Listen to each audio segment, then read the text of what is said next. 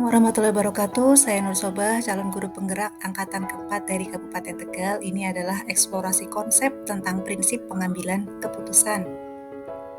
Kali ini saya akan mewawancara rekan saya, Pak Mahmudin SPD ya, tentang kasus yang kedua yang ada di LMS Pendidikan Guru Penggerak.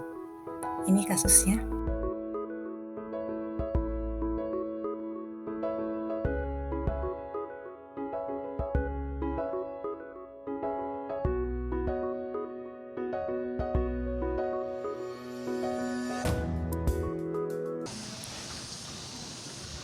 Assalamualaikum warahmatullahi wabarakatuh. Saya Nur Sobah, calon guru penggerak angkatan keempat dari Kabupaten Tegal. Hari ini saya akan melakukan eksplorasi konsep tentang prinsip pengambilan keputusan. Bersama saya di sini rekan saya, senior saya, Bapak Mahmudin SPD. Saya di sini akan mewawancara beliau perihal kasus 2 yang ada di LMS di Pendidikan Guru Penggerak.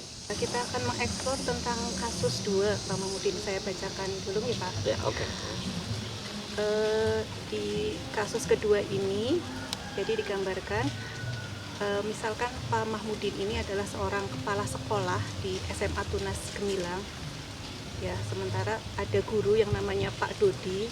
Beliau itu guru matematika di sekolah yang Pak Mahmudin pimpin. Beliau itu guru yang kompeten dan memiliki semangat belajar yang tinggi. Kemudian beliau juga menguasai bidang yang diajarkannya, kemudian metode yang diajarkannya juga dimengerti oleh murid-murid.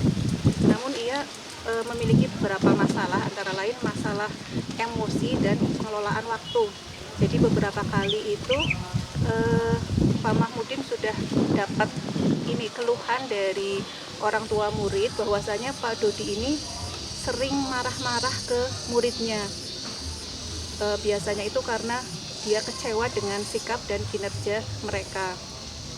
Kemudian kepala sekolah ya, Pak Mahmudin di sini sebagai kepala sekolah ini sudah menyampaikan keluhan orang tua tersebut ke Pak Dodi. Kemudian sudah sempat membimbingnya agar Pak Dodi bisa memperbaiki sikapnya itu.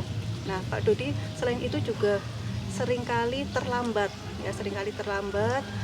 baik menyelesaikan tanggung jawabnya seperti pembuatan RPP, kemudian membuat soal ujian, kemudian mengisi nilai raport dan sebagainya. Beliau juga sering terlambat.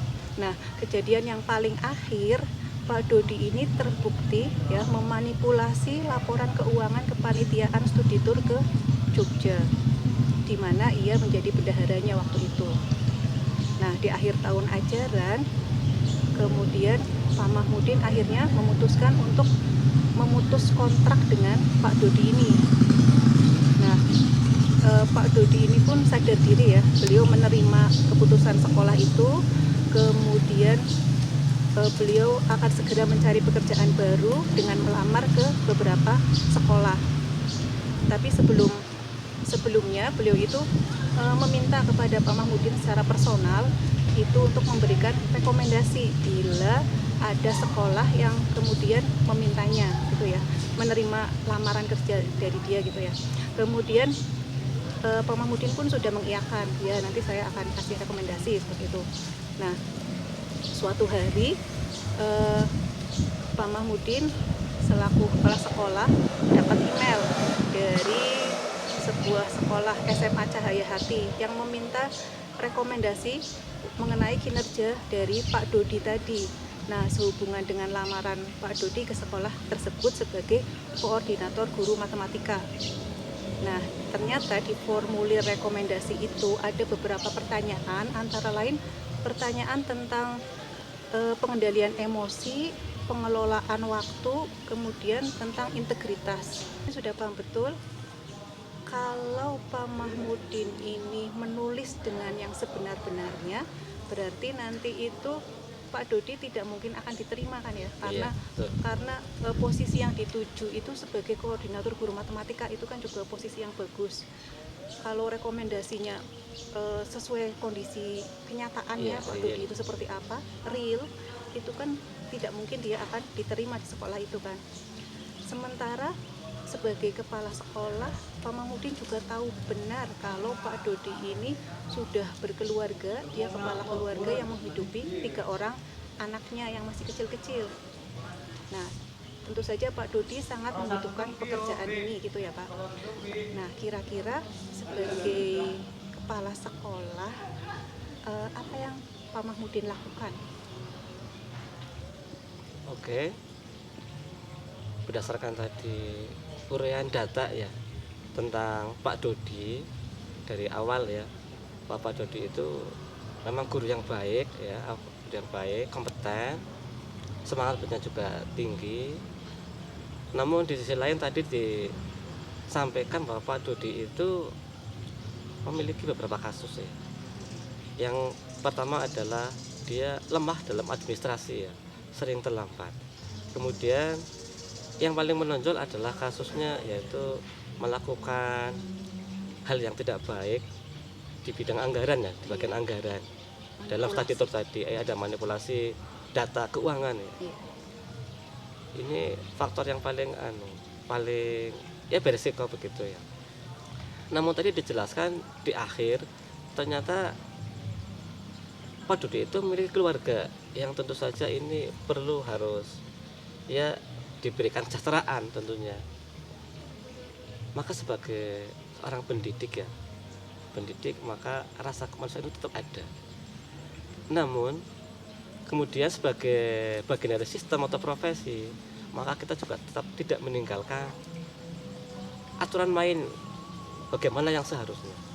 Maka caranya adalah yang pertama, karena tadi ada permintaan, ada integritas, ada bagaimana penggunaan emosi dan sebagainya, maka hal itu memang sudah jelas menjadi kelemahan Pak Dodi.